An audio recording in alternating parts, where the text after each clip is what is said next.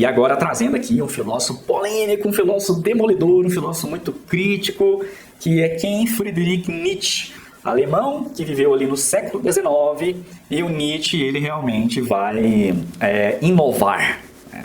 Ele vai tentar implodir, demolir, ele próprio vai se descrever como um dinamite. O Nietzsche, galera, não tem nenhuma proposta ética, digamos assim, né? Que seria a ética, seria essa orientação da ação do ser humano pela ideia de bem, né? Pelos valores aqui, né? Do que seria o agir corretamente, a busca do bem, né? O jeito certo de fazer. Então, o Nietzsche não vai por aí, ele vai questionar, inclusive, esses padrões aqui do que seria um comportamento universal, por exemplo, como queria, por exemplo, o Kant, né, que todo mundo agisse de uma determinada forma, que a forma que a pessoa agisse virasse aí algo que vai ser copiado, reproduzido, que vai virar um padrão, né, para todo mundo, uma lei universal. Então, o Nietzsche não vai nessa vibe. Ele vai criticar bastante aqui, por exemplo, a perspectiva ética que se filia ao cristianismo, né, não só o cristianismo, ele vai criticar também os gregos antigos. Quem que Nietzsche não vai criticar? Vai criticar todo mundo. Mas vamos lá falar sobre ele, vamos ver o que ele tem, então, de pensamento, de reflexão sobre esse assunto, sobre essa área da filosofia aqui, a ética. Ele vai ter uma obra, né, que vai ser chamada de Genealogia da Moral, mas não é só nessa obra que ele vai fazer um estudo aqui da moral. Além do bem e do mal, ele também vai tratar desse tema, né, da moral. E o que seria a genealogia da moral? Seria um estudo das origens, vamos colocar assim, das genes, do nascimento dos nossos valores morais. Então ele vai fazer um estudo da formação histórica dos nossos valores morais, ou seja, da ideia de bem e de mal que a gente tem. Do que a gente considera bem, do que a gente considera mal. Então a primeira proposta do Nietzsche, a primeira consideração do Nietzsche é que as noções de bem e de mal que a gente tem, que a gente utiliza para orientar as nossas condutas, não são valores absolutos, ou seja, não são valores aí universais, verdades absolutas que servem para todo mundo, que vêm, por exemplo, sei lá, de um lugar aí externo, né, transcendente. Pelo contrário, as noções de bem e de mal, segundo Nietzsche, elas vão atender, elas vão servir a interesses humanos, demasiadamente humanos. Quais seriam esses interesses aqui? Principalmente dominação. Então elas servem para a gente controlar. Para a gente não, né? Para quem inventou isso aí. Para poder controlar, para poder governar, para poder domesticar as pessoas. Então as noções de bem e de mal para o Nietzsche, elas caminhariam aqui nesse sentido. E elas vão sendo impostas pouco a pouco pelas religiões. Por exemplo, a crítica maior dele vai ser ao judaísmo, cristianismo, né, tudo junto, aqui essa tradição judaico-cristã. Então ele vai colocando que essas noções de bem e de mal vão sendo passadas para as pessoas, vão sendo inculcadas nas cabeças, no corpo dessas pessoas, e elas vão introjetando isso como se fosse uma vontade de Deus. Então, mas na verdade, o bem e mal aqui, ele existe, né, para dominação. Então ele serve aqui para dominar, acima de tudo, nesse sentido.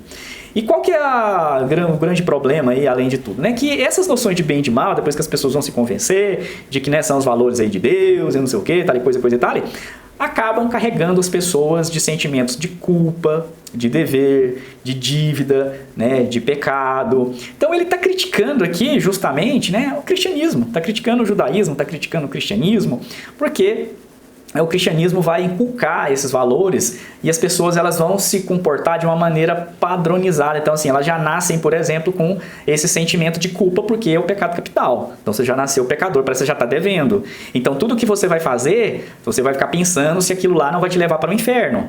Então, você vai cometer pecado. Então, acaba que você estabelece ali a forma de você agir de acordo com esses parâmetros do que uma religião determinou como bem e mal. Só que, na verdade, aqui, o Nietzsche está dizendo, isso aqui é fruto, produto, instrumento de dominação. E o resultado seria, então, indivíduos medíocres, tímidos, insossos, não criativos, submissos, né, na verdade. Então, ovelhinhas, né, rebanhos, né, e ele vai falar sobre uma moral de rebanho. Então, a gente teria na nossa sociedade, vai criticando aqui a civilização burguesa, ocidental, cristã, uma moral de rebanho, ou seja, a Maria vai com as outras, a gente vai se comportando de maneira padronizada. Só para vocês entenderem aqui, o Nietzsche, ele faz um grande elogio ao período grego. Ele faz um grande elogio aqui à Grécia Antiga, mas ele não faz elogio ao período clássico aqui do Sócrates, né, que é o inventor da moral, que é o pai da moral, né, vamos colocar dessa forma. ao Platão, ao Aristóteles, porque para esses caras já vai ter ali a ideia de bem e de mal, né? Já vai estar bem estabelecido o que seria o bem e o mal para eles. E esse bem e mal é padronizado desta forma. E aí, para o Nietzsche, ele está elogiando a Grécia, mas ele está falando do período pré-socrático. A gente sabe que não é necessariamente antes de Sócrates, tem autores, aí, pensadores, filósofos que vão conviver ali com Sócrates, é mais ou menos essa época, século VI a.C. Mas por que ele está falando dessa época aí? Porque ele vai falar que aí tem, por exemplo, tem a arte trágica. A arte para o Nietzsche ela é mais importante até do que a vida como dado biológico. É a arte que diminui o sofrimento da vida, por exemplo, que torna possível uma vida bela, uma vida como obra de arte. Então, ao invés de dar uma aposta, por exemplo, na ética, ele vai apostar na estética, na beleza, no que é agradável, né, nesse sentido. E ali, nesse período pré-socrático, né, ele vai colocar que, por exemplo, vai ter vários deuses, milhares de deuses aí, e, enfim. E aí, cada dia você podia, sei lá, sair como um deus. Você podia botar uma máscara no rosto, né? Vamos colocar de maneira figurativa, né, uma máscara de um deus. Então, um dia eu sou Apolo, eu tô com a personalidade de Apolo e tal, vou agir como Apolo. No outro dia, não. No outro dia, aí eu sou Dionísio. E esses dois valores, esses dois elementos, para o Nietzsche seriam muito importantes, né? O apolíneo e o dionisíaco, por exemplo. Então, o que ele vai dizer, né? Que o apolíneo e o dionisíaco são dois elementos que se complementam na vida. O apolíneo diz respeito ao deus Apolo, que é o deus da simetria, das formas, da beleza, da ordem, da razão. E o dionisíaco seria o caos, né? Seria o deus aí das festas, das orgias, né? Do vinho. Mas o Dionísio também é o deus que produz a conexão, que simboliza a conexão do ser humano com a natureza, do ser humano com a terra. Então, Nietzsche, para ele, esses dois elementos são importantes. Ele não está querendo descartar nenhum deles aqui. Mas ele vai dizer que vai chegar um determinado momento aqui da Grécia, da civilização ocidental, que o Dionísio vai ser deixando de lado. Para cada vez mais a gente apostar no Apolo, apostar aqui na ordem, na forma, na simetria, né? Nessa coisa padronizada, nessa coisa padrãozinho. E aqui, para ele, isso é um sinal do que ele vai chamar de niilismo. O que é o niilismo para o Nietzsche? Aí muita gente confunde e acha que o Nietzsche é um niilista, mas na verdade vai fazer uma crítica ao niilismo. O que é o niilismo? O niilismo seria a negação da vida, a ausência de todos os valores superiores, é que esses valores se desvanecem. Então, se já estou falando que tem valores que são superiores, tem valores que são importantes, isso já deixaria claro que para o Nietzsche a proposta dele não é uma vida amoral. Ele não está propondo isso, ou uma vida imoral. O que ele está propondo, na verdade, é um comportamento, uma ética, uns valores que não sejam padronizados, que não sejam iguais para todo mundo, que sejam plurais, que sejam criativos, né, que proponham a criatividade, a vitalidade, a saúde, a novidade, né, aquilo que vai aparecer, e não a repetição nesse sentido aqui da vida, né, de sujeitos que são sempre iguais aqui nesse sentido. Então, por isso ele vai fazer uma crítica ao niilismo. E esse niilismo, um primeiro sinal dele justamente seria esse momento aí, a ideia de bem e de mal, de uma forma padronizada aqui, que a tradição judaico-cristã vai acabar abraçando. Então, o Platão vai se embebedar lá no Santo Agostinho, né? Vai falar, depuração da alma do mundo material, né? Você tem que sofrer que nem um cachorro, porque aí você vai sofrer e os humilhados serão exaltados, o que importa não é essa vida. Então, ele vai dizer, o cristianismo está negando a vida aqui agora para apostar numa vida que nem se sabe se ela existe, se ela vai acontecer, uma vida depois da morte. Então, ele diz, isso é outro sinal de niilismo, é uma negação, você nega a sua vida, você nega as suas pulsões, os seus instintos, os seus desejos carnais, as suas emoções. Você vai negando tudo em prol de algo que para o Nietzsche é o nada, é o vazio, é o nada. Ele diz, o ser humano, o homem, prefere às vezes querer o nada do que nada querer nesse sentido. E aí, novamente, se está se patronizando, se está se diminuindo, reduzindo a pluralidade de possibilidades de existência, de formas de existir, então para o Nietzsche é sinal do niilismo. Isso seria niilismo aqui para ele. Mas esse niilismo, essa escalada, esse processo histórico do niilismo, ele continua. Ele passa por esse período clássico da Grécia, chega na tradição judaico-cristã aqui e até na modernidade. Então, por exemplo, na modernidade, lá onde a gente vai ter a civilização, mas a civilização ocidental no seu suposto apogeu, o progresso, Nietzsche vai falar que progresso o quê? Só estou vendo trevas aqui, né? E nesse momento, os valores absolutos ficam em xeque na modernidade, porque é o momento da morte de Deus. O ser humano vai matar Deus, e Deus aqui Nietzsche explica que seria um valor, né? A gente está matando Deus ao se afastar de Deus, nesse caso.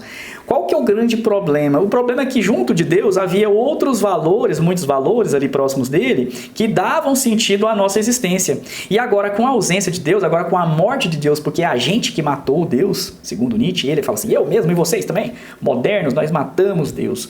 Então agora o sujeito, o indivíduo está desorientado. E precisa, né, criar, porque ele não pode ficar nesse niilismo absoluto. Porque é isso, né? A ciência vai tirar Deus do trono para poder sentar num lugar, mas um lugar que aí é um fruto de mentira para o Nietzsche, né?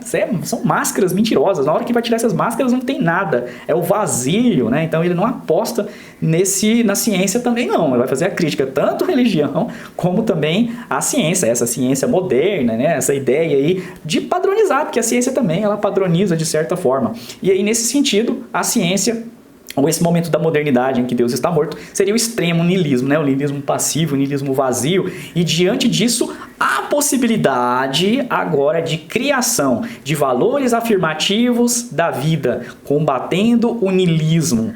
A proposta dele vai nesse sentido. E aí quando ele fala, por exemplo, de uma estética ou de uma vida como obra de arte, na verdade é os caras que leram Nietzsche, né?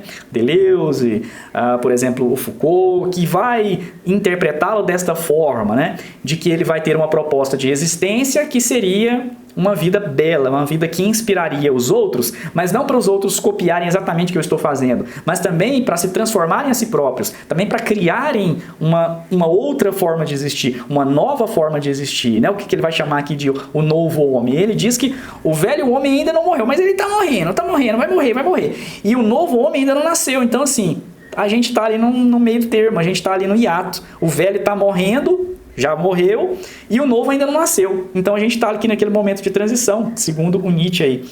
Então esse combate ao niilismo, o que é? É a afirmação da vida, é viver, né, nas suas máximas potências. Então, assim, por exemplo, diferentemente do Aristóteles vai criticar a temeridade, que é colocar, por exemplo, a sua vida biológica em risco, o Nietzsche para ele não, se você está aproveitando mesmo, você está criando, tá tudo bem, é temeridade, é você que escolheu isso aí, meu irmão, então vai, ouse conquistar a si mesmo, é uma frase dele aí, uma estética da resistência, ou da resistência aí, para esse filósofo alemão, Friedrich Nietzsche. Então vocês verem como ele é demolidor, assim, ele vai destruindo tudo o que ele passa, mas também tem uma proposta aí de criação, de novidade, de adequação, né, nesse sentido.